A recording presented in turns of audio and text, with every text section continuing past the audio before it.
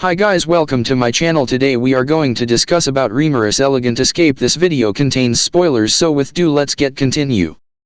Rimuru's Elegant Escape Play, 23. Then it suddenly came to me. Had it really been necessary to return my hair and eye color back to normal? I had gotten a little carried away, but it was nothing short of an act that would accelerate the exposing of my identity. Is that a good reason? Well, alright then. It wasn't the most convincing argument, but it can't be bad if Seal says it's fine. Now, before I quickly defeat Barnaclad, I should think about the students, just in case. Laplace. Protect the students here. Sure thing. Faithfully, Laplace obeyed my order and constructed a defense barrier over the barrier that was already there. In fact, it would be rather difficult for me in my current state to hold off the shockwaves of Laplace and Barnaclad, should they battle. And of course, neither could the students. And so I could not leave the fighting to Laplace. Tyr was not likely able to beat Barnaclad, so the best option was to fight him myself. In any case, now the students' safety was assured.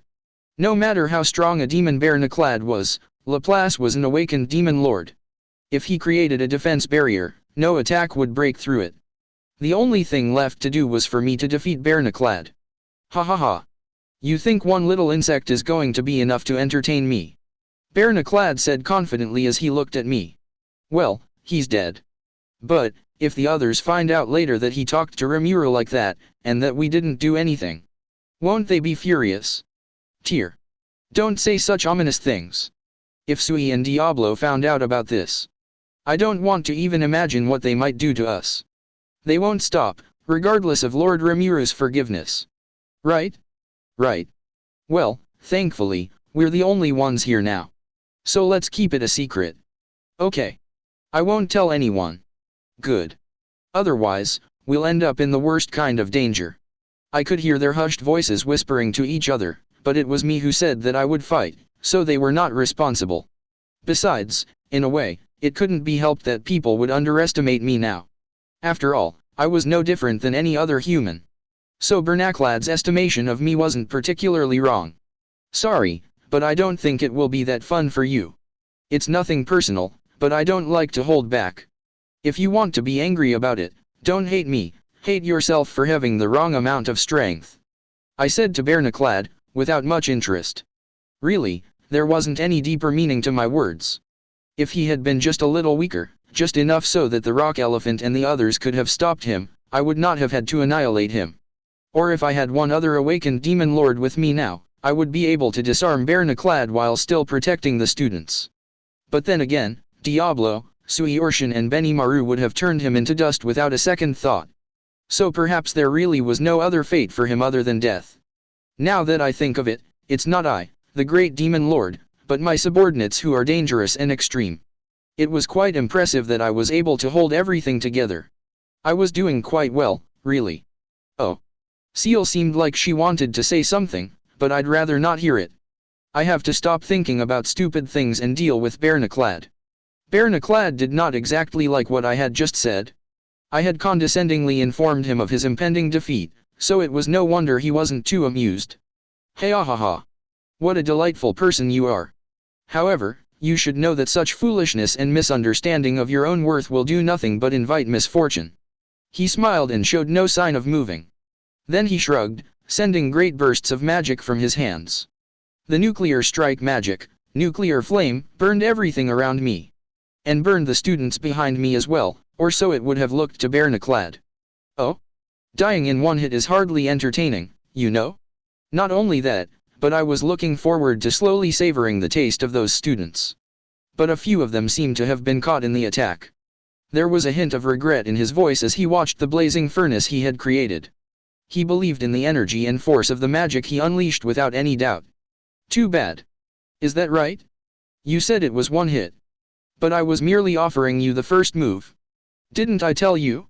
It's nothing personal. And so I thought that I might as well show off a little. I had used teleportation to move to the top of a boulder that was behind Barnaclad, and sat down.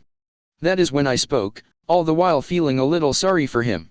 And of course, the students were all fine. Laplace had predicted this, and created a multi-purpose barrier that isolated the students from the battlefield. It was when Barnaclad finally realized this truth, that he was overcome with shock. You did what? Just now, what happened? Even as he asked the question, he slashed at me at a speed that even my eyes could not follow. Apparently, Magnus' sword was quite sharp, and it cut the boulder I was sitting on in two. But, it did not hit me.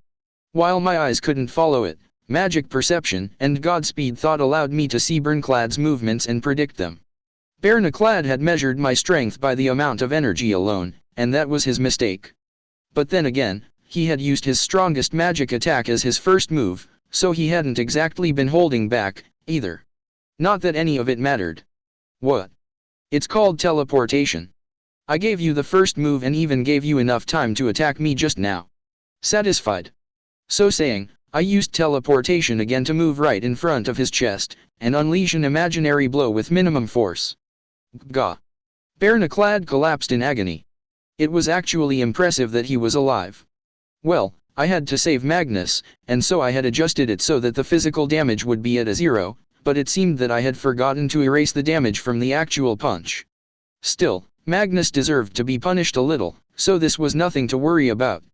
In fact, my own right arm, which I had used to hit him, hurt quite a lot. Human bodies broke very easily, and so I was using Godspeed regeneration. Thanks to it, my limbs had not been blown off, but it was clearly not a move I should be repeating. I hadn't felt such pain in a long time, and tears were welling up in my eyes. In other words, it was time to stop toying with Barnaclad. Alright then. Much of Barnaclad's energy had dissipated after the imaginary blow, and he was in a dazed stupor. It wasn't so much pain, but the diminishing of the power of his being that was shaking him. Wait. Who are? There's no need for you to know. But if I was to tell you something, it is that this world's order is maintained by the octagram. Your power was just a little too strong, and so you're in the way. Do I need any more reason to be rid of you? Octagram. No, you cannot be, no, you. I smirked instead of giving him an answer. Barnaclad's confusion was turning into fear. He was already falling into my trap. So, how about a deal? I said as I rubbed my right arm, which was still throbbing with pain. Deal? Yes. A simple deal. I continued my words of conviction, but said them in a soft, whispering voice. If you'll agree to return that body, I will grant you 1,000 years of doom. But you insist on any futile resistance. Well, just you try. What? Because if you do, you will experience what true fear in this world looks like. I could see his soul wavering. As soon as I gave him a hint of Azathoth, Barnaclad realized that the power exceeded what he could imagine.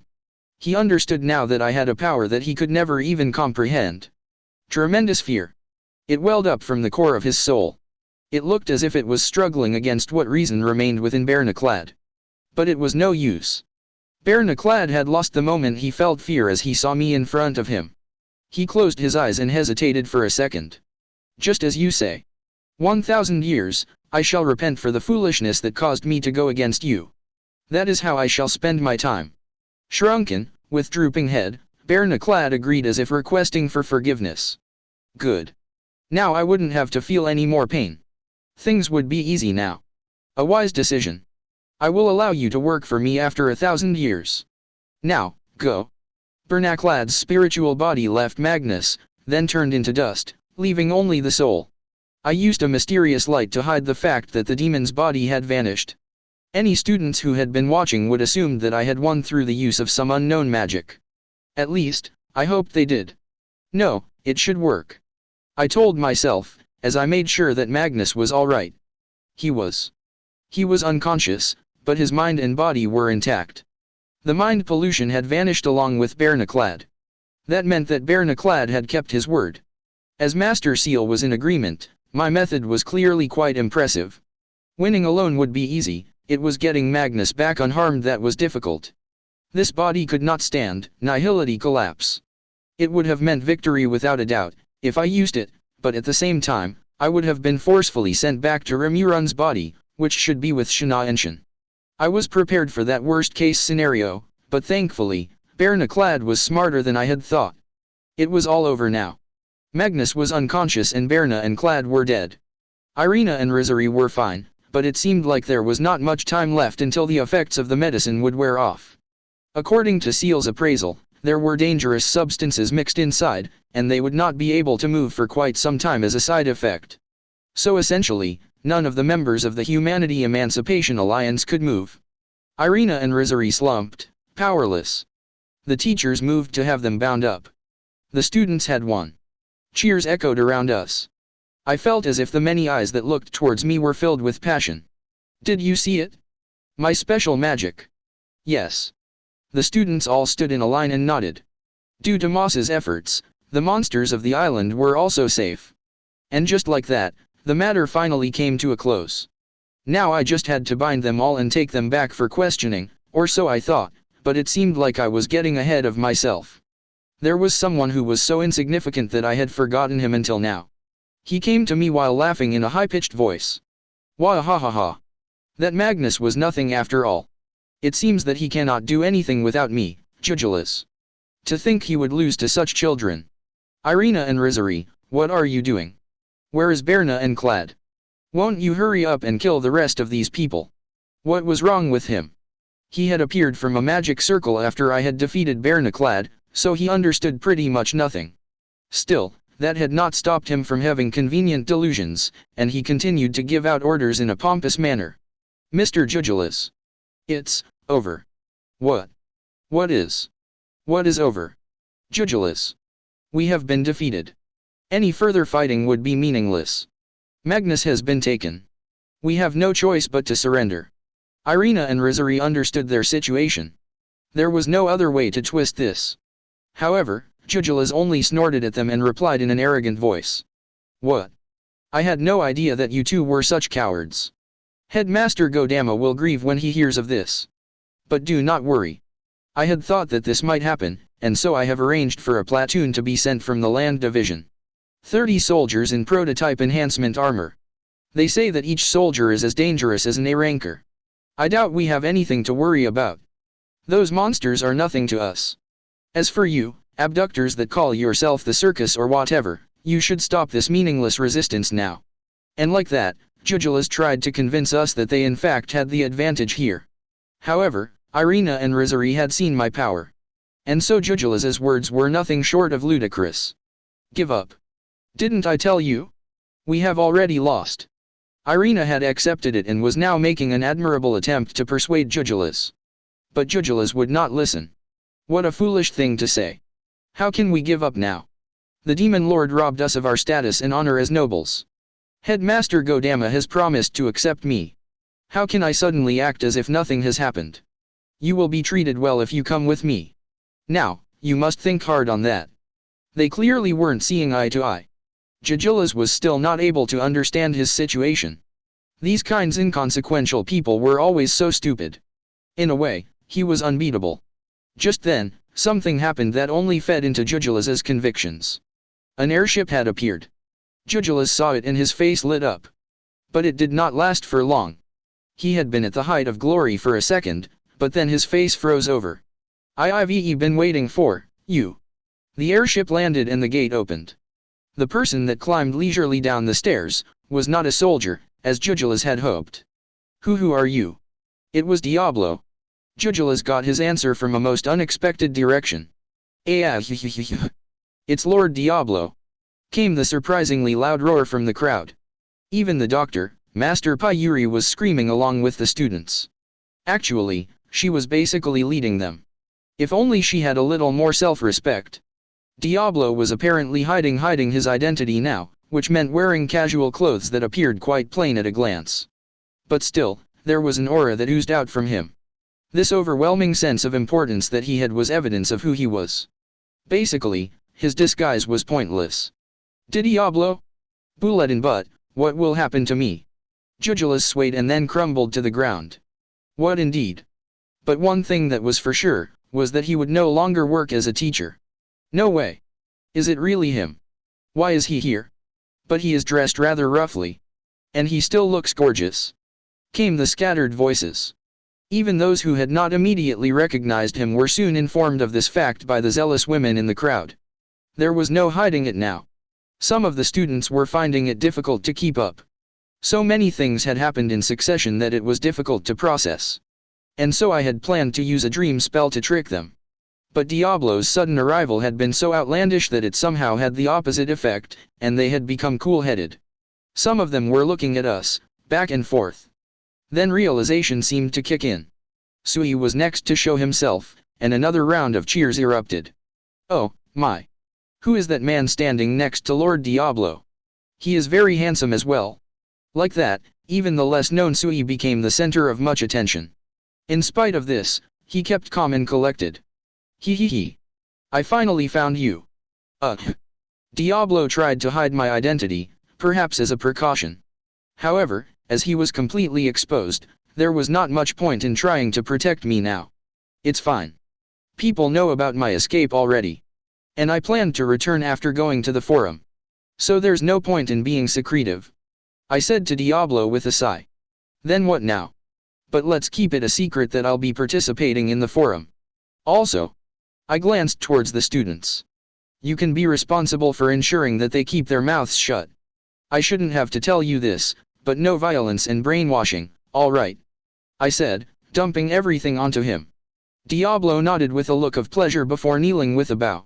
And then, certainly, Lord Rimuru, he said in a very clear voice. Just then, a cheer much larger than the previous ones erupted. It wasn't just cheering, but shrieking as well. The Great Demon Lord. He was real. So beautiful. Hey, wait. So I was rambling on about our plan in front of the Great Demon Lord. No, Irina. If anything, it was I who talked about hating him right to his face. It was that moment. Every single person who was present knew who I was. Yes, among them were those whose voices were so pained that even I wanted to cry. Don't worry. I'll pretend I didn't hear it. Well, I could deal with those things later. After all, maybe a little revenge was acceptable. Well, that's what it is. And wasn't that magic great? I said with a wink. Some of the students bled from their noses as they fainted. Some of them were stunned into a stupor. The teachers were both laughing and crying. And some students were screaming hysterically. In any case, the students were engulfed by a great chaos for quite some time after that. Thank you for watching. Please do like, share and subscribe.